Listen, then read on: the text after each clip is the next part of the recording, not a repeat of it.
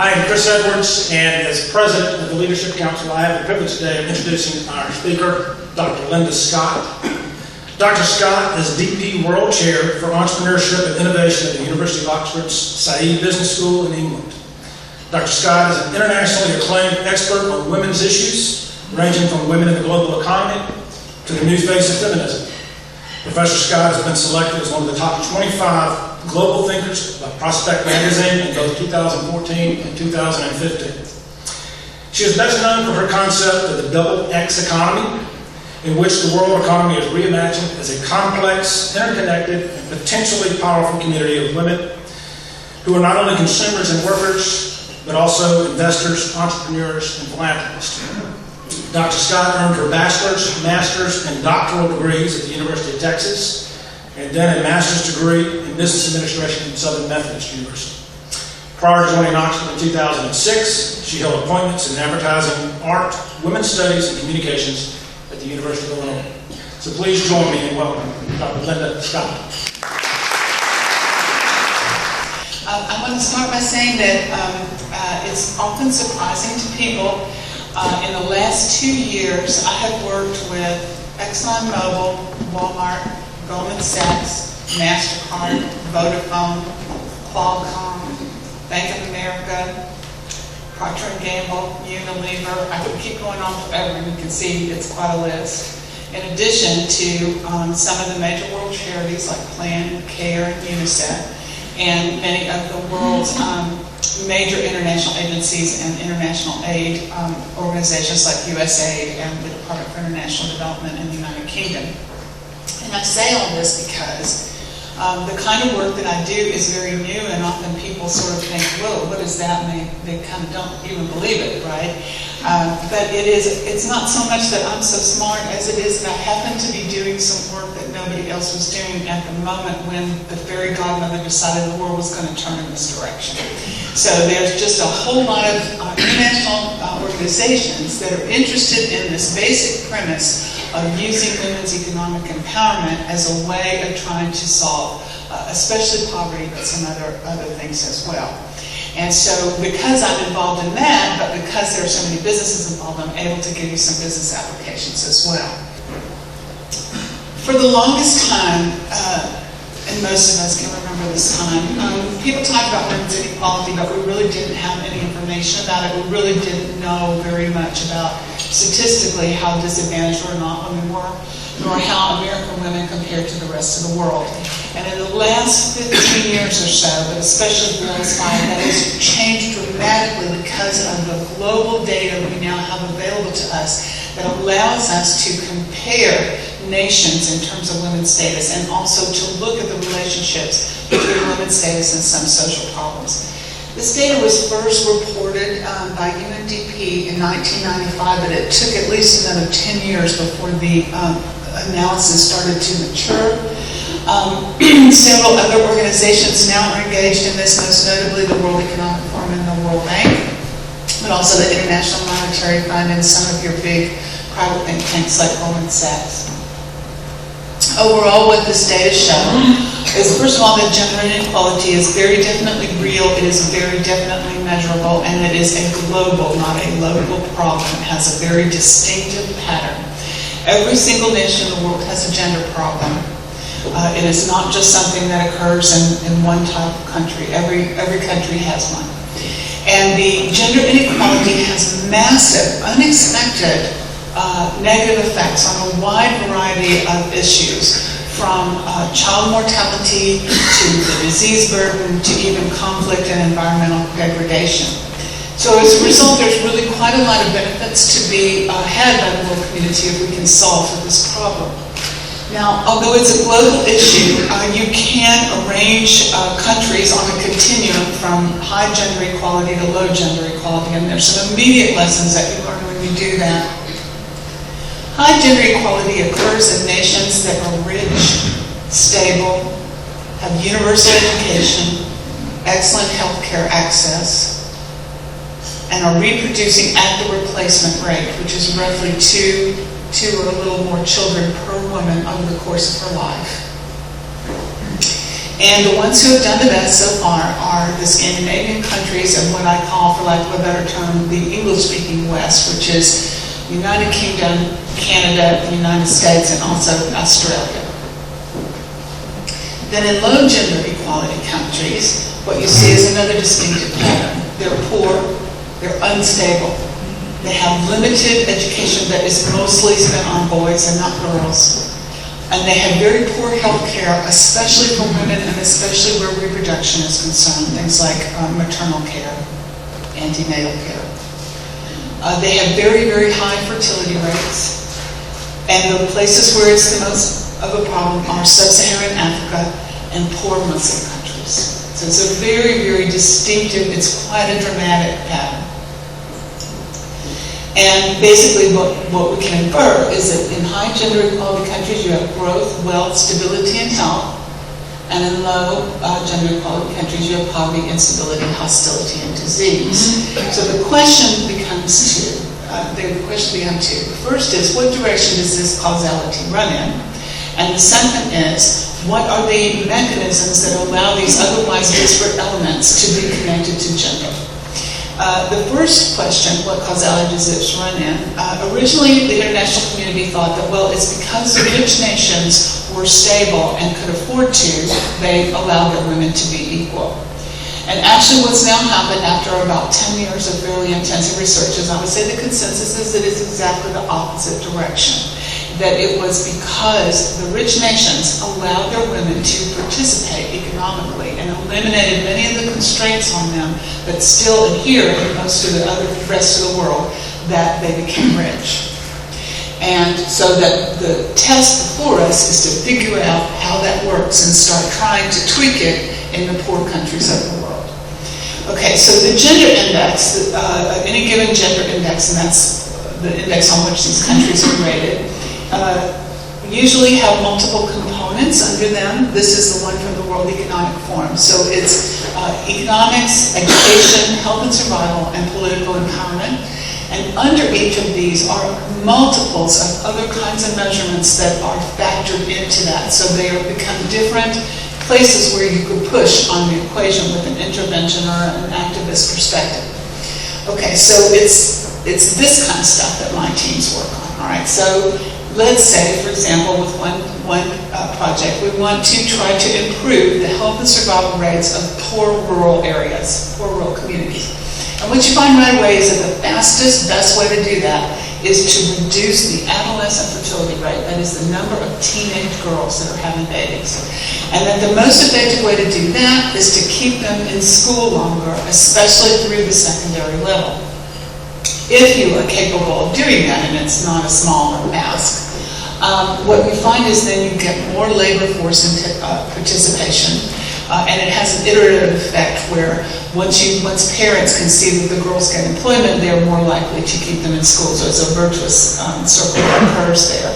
And then you end up with a higher quality labor force, and therefore can support more sophisticated types of industries, and you get into more of an advanced economy. And all along the way, when you do this, one of the side benefits, if you will, is that your fertility rate drops. And this is very important because runaway fertility has a lot of negative outcomes. One of them, as I'm sure you can imagine, is environmental risk. But the other is conflict. This is a list of the countries with the top highest fertility rates actually is in the world. And I don't know if you can see it very well, and I'm not going to leave it up here very well, but when I ask my students what else do these countries have in common besides high birth rates, they eventually very quickly say these are all conflict areas, or they have been conflict areas in the last 10 or 20 years, bad conflict. All right, and that's because there is definitely a connection, and it turns into a vicious cycle that where the poverty feeds the conflict, feeds the fertility, feeds the conflict. And the underlying cause seems to be, which I will illustrate for you now. This is the population, the age structure of Yemen. Yemen is consistently the lowest in the gender equality indexes. All right, and the age structure is such that these are the percentages of people who are at various ages, and on the left is the males, and on the right are the females. And the top is old, and the bottom is young. So you can see that this is a pyramid where, a lot of people have died in conflict, and therefore you don't have that many older people, and also disease is rampant. But you have really, really quite a lot more people at the bottom of the pyramid. So one of the things that people believe happens in this situation is that it's because you have very few older men who can act as a dampener on the passions of the younger men who vastly outnumber them. And that regardless of what else is going on, that one demographic thing will feed conflict. So this is one of the ways in which this is propelled.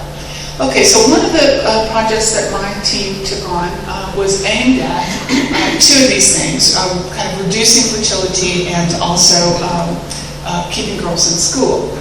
And and by the way, keeping girls in secondary school is now recognized to be the single most effective thing you can do to build economies, the single one with the most leverage. So we were trying to keep girls in school, and what we posited, and this has now become a commonplace way of thinking about the time people got their notes, was that one of the reasons girls drop out of school in poor areas in the developing world is that they don't have anything to manage their menstrual period. And that they literally didn't have sanitary pads, and therefore they would have to stay home 5 days a month, and that eventually this would keep them performing less well and eventually drop out of school. And so we did some research that found out that actually that was exactly right, and that one of the ways that you could keep the girls in school was to make it possible for them to go during their period by providing them with sanitary pads. What we also found, though, was that it had an impact on family growth and size, and that's because there's an opportunity cost associated with the parents in those communities of keeping the girls in school, because they not only have to pay the expenses of their being in school, but they have to forego the opportunity to marry them off. And in most African societies, they practice bride price, which means that if I give you my daughter, you give me something in return, and that is probably a cow or a pig or maybe a piece of livestock, or it might be cash. So definitely the family wants to liquidate her as an asset, if you will. And so every time they pay the school fees, they're thinking about what they could get if they just married her off. And we found that by allowing the girls to keep their menstruation private, they could delay that moment of truth when the family decided that it was time for them to get married. And they can't delay it very long, but because there is so much leverage in girls' secondary school, it has a major positive impact. Okay, and that's partly because when you delay marriage and you delay that first childbirth, the fertility rate goes down, but also the girls who are educated are more likely to insist upon their own children being educated, to insist upon household spending going toward health care for the children, nutrition for the children, and so it has a positive long-term effect on communities that is, actually it's a long-term effect, but you start to see it within a couple of years because they tend to have children right away. Also things like infant mortality goes down, maternal mortality goes down. It's really, really effective. So that for the nation, of course, the fact that they can earn and that they have a higher quality labor force is a very desirable thing. And in addition, we know now that female spending patterns, when women have a little money to spend, they tend to spend it in what we would call pro-social ways. They're more likely to invest in their children, and then once their children's needs are satisfied, in the community. So it's really, really quite an effective way. And you can see how all of those factors would filter down into that chart I first showed you. Okay. Now, what we also found, because we've been doing this a little while now, is that once it was established that this was such an effective thing to do, lots of African governments got interested in it, lots of NGOs got interested in it, and as a result, a lot of entrepreneurs got interested in trying to find better solutions for girls' sanitary care. And that included all kinds of reusable sanitary pads made out of papyrus or banana leaves, sanitary pads that could be made by hand by women in the village and thus provide them with employment, all kinds of business-oriented solutions. Oh, a brilliant incinerator I hope somebody will ask me about. And so there were business implications for this. Okay, but what if they're older? All right, the older women tend to be even illiterate. For sure, they were married very young, usually 12 to 13.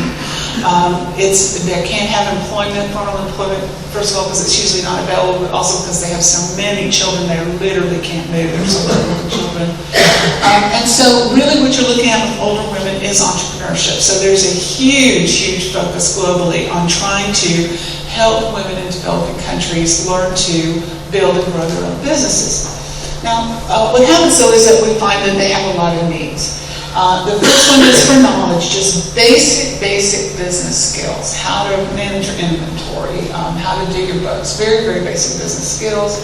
The second is, and I think this one is the most daunting actually, is they need to come up with a product. And in poor rural areas, the material resources are so scarce and so constrained that it's really hard for them to do that. And to be perfectly honest, their situations are so constrained that I even think they have trouble imagining a product, even if they have the materials. The next one is capital, access to capital, and of course anybody that's familiar with the microfinance movement knows that has been a real engine for growth, even though it has problems, but women around the world tend to not have the same access to capital that men do, and so this is something that often requires some kind of even change in the law. Confidence, they're often just too terrified to do it. Okay, and so there's a lot of confidence building that goes on, leadership training that goes on, and safety. In any country, women's safety is an issue, but in those where in countries where they're generally expected to be at home, having to leave the house is a big question. So the crazy idea we came up with was to try the Avon solution. And this was because of some historical research that I had done and I wanted to see. I knew it had worked in the United States in the late 19th century, about the time LaGrange College was founded, it looks like. And I wanted to see if in a similar kind of an economic situation it would work today. And as it turned out, we found out that if the women stuck with Avon at least 16 months, they could make on average enough to support a family of 4. And that's a really pretty big deal. And basically, it was because Avon is essentially just add hot water and stir kind of an entrepreneurship situation.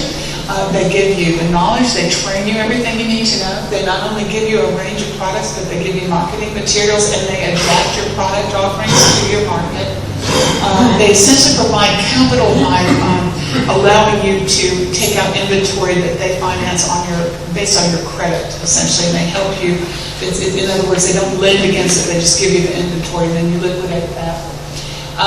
There's a lot of confidence building that goes on in Avon, and I have to tell you that after spending 8 hours in a car with a bunch of South African Avon ladies, I can tell you that it's very effective. I could not get out of that conference. And of course it's safe because they can work from home if they have to. Now they still have the problem of getting to the house to make a delivery, but a large amount of the work can be done literally out of their handbag. And the Avon solution is actually adaptable and has been adapted to other kinds of products, other kinds of even information campaigns. But it's the kind of thing that people at first just thought was insane because you just don't think about a business, certainly a cosmetics business, as a way of alleviating poverty. But we're seeing more and more now is a shift toward that. And this is happening for several reasons. First is because we've begun to understand the essential short-term nature of charity, that it is just not, strict charity is just not a way that you can maintain a community. You just cannot. It is certainly called for in many instances, very dire circumstances such as disasters, but in the long run you cannot sustain it, and it is furthermore not good for them. Not good for them. It erodes their dignity. The second is the limits of government. Especially when you're working in the developing world, you learn really quickly that the government doesn't have any money anyway, and if they did, it would go into somebody's pocket. Okay, and so there very seldom are resources available in order to, even in those countries where they would put it to work for the poor, there's just very little of it. They're just very resource constrained. And really, the recognition after a while that actually if what we're trying to do is economic development, business is the economy, and if we keep trying to ignore business, then we're just being stupid. So what we have is a global movement that has emerged just really in the last 5 to 7 years that involves major world institutions, not only major corporations, but governments and international agencies and big charities, and some small. All right, and I actually run an annual forum for this crowd called Power Shift. It's going to be in the United States for the first time this year. It will be in Washington, D.C. in May. Okay, so I thought I would give you a couple of examples, pure business examples of how this works. Okay, the first one is UNICEF and Pampers. This is a campaign that my team wrote up for Procter & Gamble and for UNICEF. And the way it works, and now it's just, that's fine. The way it works, I've put it too far, is that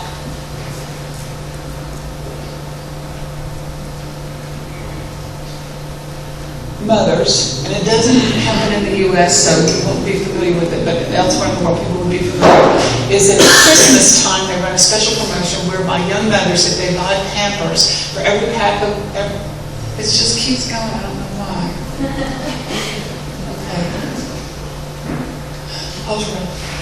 Okay. For each pack of Pampers that they buy, P&G gives a donation to UNICEF of 1 vaccine against maternal neonatal tetanus. UNICEF then delivers the tetanus vaccine, which is a big challenge because where we need maternal neonatal tetanus is in places really far out where they don't deliver in hospitals yet, and where there isn't plumbing, so nothing's clean. It was an orphan disease until Pampers took this up, and even though it is a significant killer of newborns and less the mothers, more the newborns, but both. And it's been in place now, this campaign, for 8 years, and they are about to officially eliminate this disease from the world.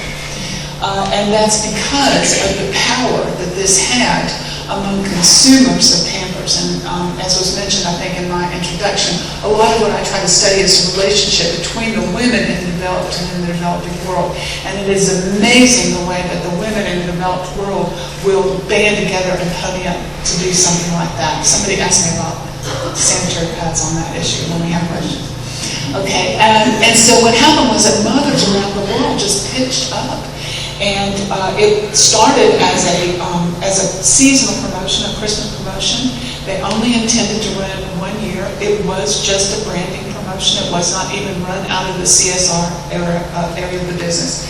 But it has now built their brand in mature markets where they were not the brand leader for several years, including in France, which I have got to tell you is a tough market to convince anybody of anything. And so it has really been a very good thing for the brand as well as a very good thing for the world. Okay, Goldman Sachs 10,000 Women, you guys may know about this. This was a global program where this was run out of their foundation, where they taught entrepreneurship. They paired it with business schools around the world and taught women basic entrepreneurship skills. Now, these women were selected for their potential, so there is a certain amount of bias in the outcomes. But it did result in growth in terms of sales and especially number of employees. So it turned out to be something that was very good from a development perspective. Capital access, however, was a significant problem. They found that even when the women were, from Goldman Sachs' point of view, credit ready, they would not go into a bank. They just would not go into a bank. So they started a credit facility with the International Finance Corporation. They've made $600 billion, I think it is, or maybe it's $1 million on that one. And they did a big study with IFC and determined that there is a $287 billion credit gap between the sexes worldwide. And that if you close that gap, it would not only significantly increase economic growth, but it would lift household incomes in some of the poorest countries in the world. Okay, and so now what we're doing, my team is working on this one too, is that we're producing training materials for the World Bank so that they can go into Middle Eastern banks, believe it or not. We're starting in the Middle East, I do not know why. Okay. Anyway, so significant estimated value in this potential. Okay, so this old stuff. Okay, Walmart empowering women together. This was an idea that Walmart came up with, where they were going to incubate small women-owned businesses around the world by putting them on their online portal and selling their goods to Walmart consumers. And it's an idea that if you ever do any work with international NGOs, those guys have thought this was the solution to their problem forever. You know, if we can just get these bags that these women are weaving to the Walmart shopper, we'll have it made, right? So everybody thought this was going to work, including me. It didn't, by the way, and that's an answer for that Q&A. But anyway, it started out 13 countries on 4 continents. There were huge logistical and market information difficulties, and so it's probably not going to continue, at least not outside the United States. And what they concluded was that there was an ecosystem that was needed, that they needed a world community to come together and do things, in particular about business skills. And I noticed especially there was a need for mentors, people who could advise the women one-on-one about their businesses, which is the kind of thing that anyone with business experience could volunteer to do. And it has been proven, if well managed, to be extremely effective. But it was not something that obviously Walmart could do for them. It was just too expensive. Got all these old slides. Okay, I wanted to give you 2 things that were closer to home. Please. Okay, one of them is a big project, and the other one is smaller.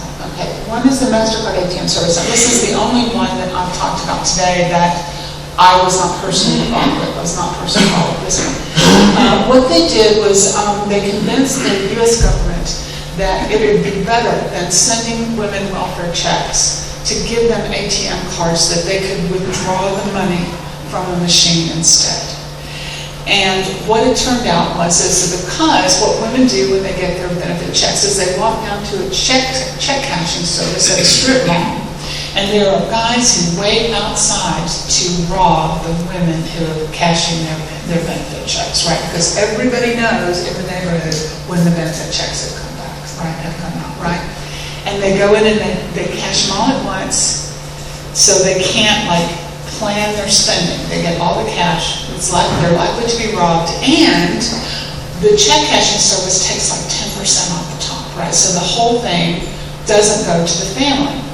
All right, by getting the ATMs, what that meant was that the woman can choose whenever she wants to, which means nobody knows when you're going to withdraw your money, so nobody knows that on Friday we're all going down to the check cashing office and jump the welfare letters. Okay, there's no fee, and so they're able to use 100% of the business.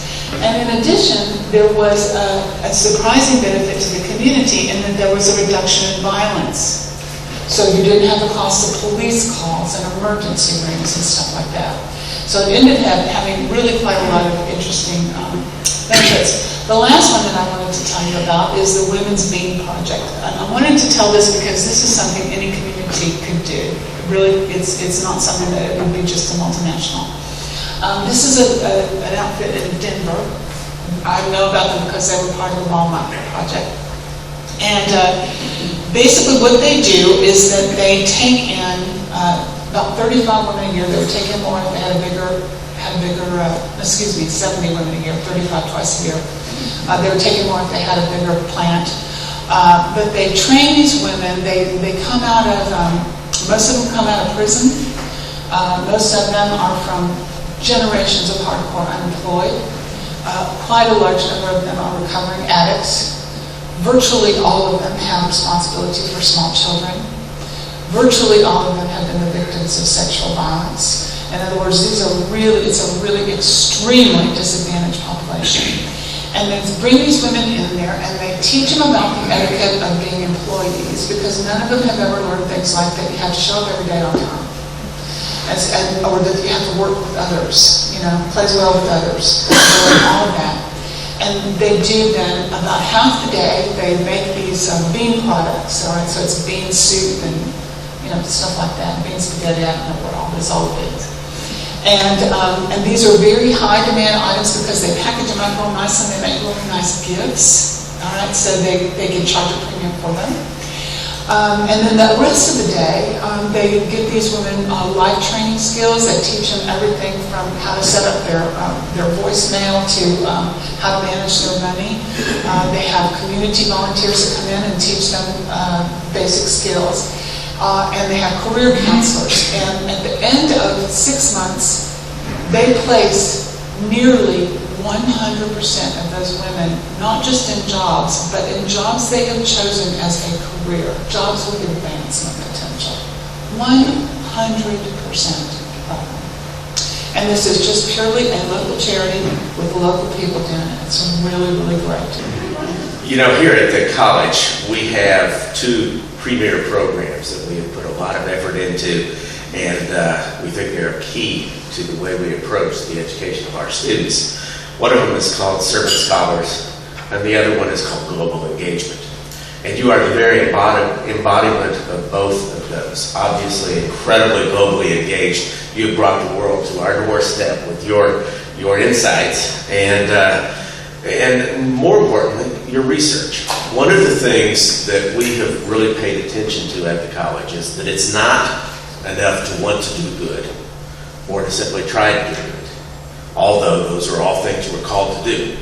But the very first thing you must do is be a scholar and to understand what it is, the problem is that you're trying to solve, and to try to really get to the bottom of the issues that would happen with good intentions, and then to really study ways in which you can help.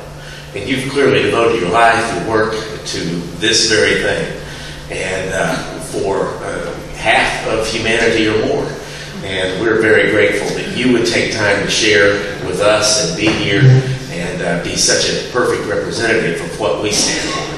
Thank you so much.